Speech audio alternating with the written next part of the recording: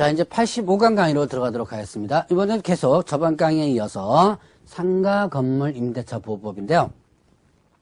자, 이 상가 건물 임대차 보호법에서 이제 주택임대차 보호법과 또 다른, 자, 계약갱신 요구 부분도 주택임대차 보호법에 없는 내용이지만 이 권리금 내용도 주택임대차 보호법에 없는 내용이고요. 이거는, 제 작년에 생겼던 부분입니다. 2015년 때 새롭게 들어온 내용으로서 사실 배우다 보면 뭔가 좀 이상해요. 엉터리로만 개정돼가지고 문제가 좀 많아요. 그러나 문제가 많더라도 법은 법이기 때문에 여러분들이 공부를 좀 해놓고요.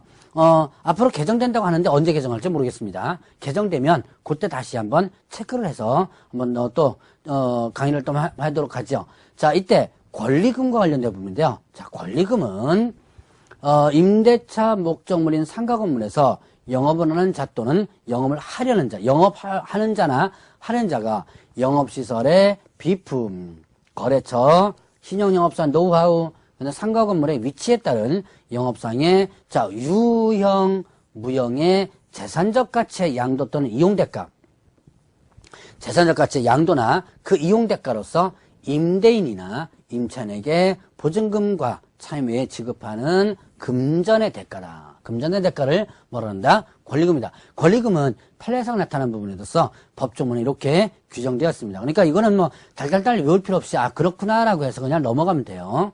자, 그러면 권리금 계약이 있습니다. 자, 이 권리금 계약의 잘 보셔야 계약의 주체자가 누군지를 신규 임차인이 되려는 자가 임차인에게 권리금을 지급하기로 하는 계약이다. 자, 신규 임차인이 되려는 자가 임대인에게 이렇게 되면 틀리죠. 자, 그때 임대인이 임차인에게 이렇게 하면 틀리죠. 자, 조심하시기 바랍니다. 누가 누구에게 신규 임차인이 되는 자가 누구에게 임차인에게 이렇게 된 거죠. 그 권리금을 지급하는 계약을 권리금 계약이라고 한다. 자, 그러면 이때 권리금의 회수 기회를 부여하는데요. 자, 임대인은 임대차 기간이 끝나기 3개월 전부터 임대차 종료시까지, 자, 3개월 전부터 임대차 종료시까지 권리금 계약에 따라 임차인이 주선한 신규 임차인이 되는 자로부터 권리금을 지급받을 것을 방해서는 한다. 자, 임차인이 주선한 신규 임차인이 되는 자로부터 권리금을 지급받을 것을 방해서는 안 된다. 방해금지가 끝나기 3개월 전부터 종료시까지예요. 자, 그러면 이때 누구가 임차인이 주선한 신규 임차인. 자, 여기서 임대인이 주선한 신규 임차인이 아닙니다. 임차인이 주선한 신규 임차인이 되는 자로부터 권리금을 지급받을 것을 방해서는 안 된다. 자, 그러면 이때 계약갱신 요구를 거절해서 사유의 어느 하나에 해당하는 경우에는 일단 제외한다는데요. 그런데 이제 예를 들어서 계약갱신 요구를 거절한 사유, 대표는 뭐예요? 3개 차임을 연체한 경우 이런 거죠. 예를 들어서 3개 차임을 연체하는 경우라든가 이런 경우는 일단은 방해도 된다는 얘기예요. 이 방해 금지 규정이 적용되지 않는 거죠.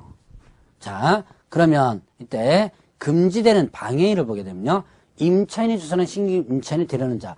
누가 주선한 거예요? 임차인이 주선한 신규 임차인이 되려는 자에게 권리금을 요구하거나 누가? 임대인이 권리금을 요구하거나 임차인이 주선한 신규 임차인이 되는 자로부터 권리금을 수수하는 행위. 누가 하는 거예요? 그러니까 권리금을 요구하거나 수수하는 것은 누가? 임대인이 이렇게 하면 안 된다는 거죠. 임차인이 주선한 신규 임차인이 되려는 자로부터.